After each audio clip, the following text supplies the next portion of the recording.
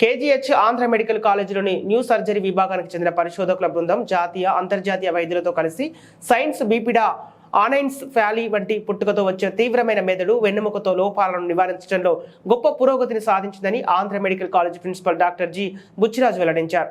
Andhra medical college principal ఛాంబర్లో శనివారం ఏర్పాటు చేసిన విలేకరుల సమావేశంలో ఆయన వివరాలను వెల్లడించారు. ఆయన సమావేశంలో మాట్లాడుతూ ఈ అధ్యయనం భారతదేశంలోని మొట్టమొదటిదన్నారు.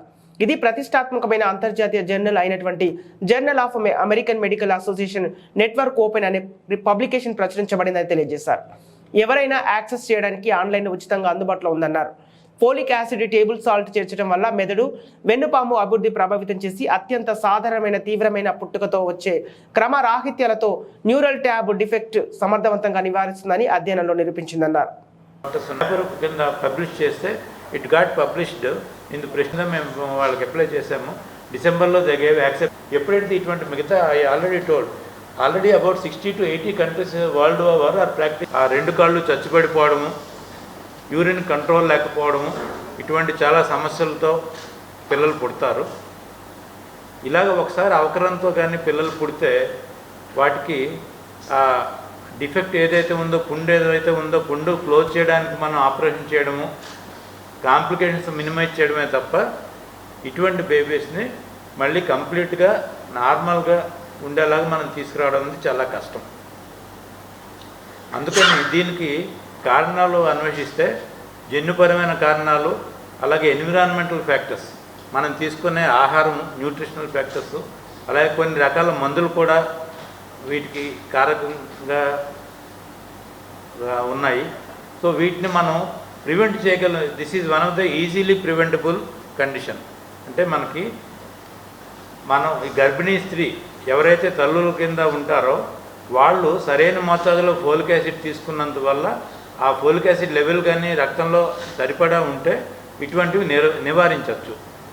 అయితే ఇది మన కంట్రీ చాలా పెద్ద country. Almost it is a sub continent with almost 130 crores of population.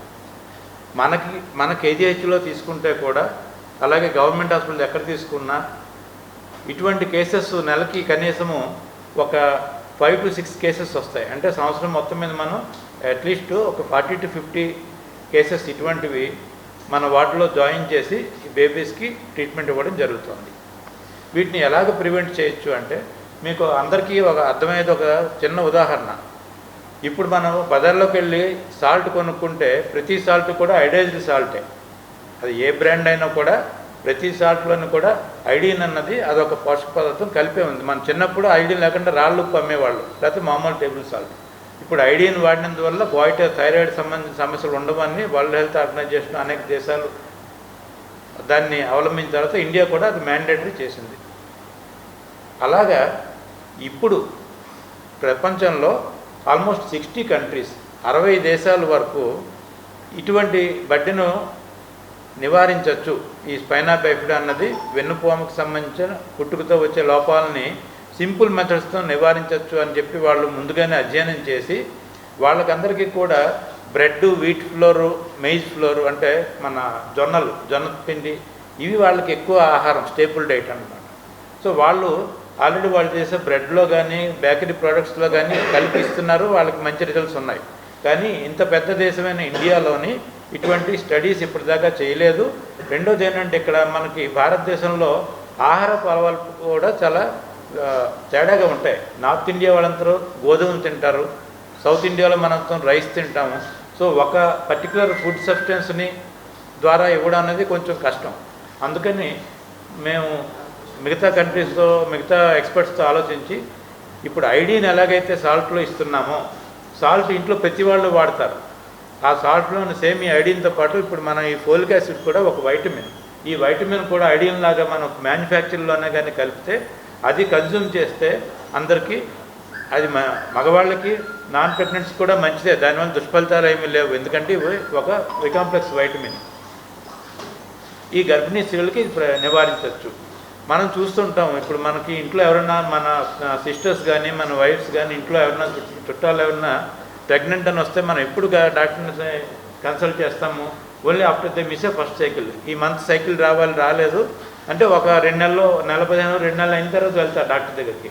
ఒకసారి గైనకాలజిస్ట్ దగ్గరికి వెళ్ళిన తర్వాత అందరికీ తెలుసు ఐరన్, కాల్షియము, ఫోలిక్ యాసిడ్ మాత్రలు ఇస్తారు.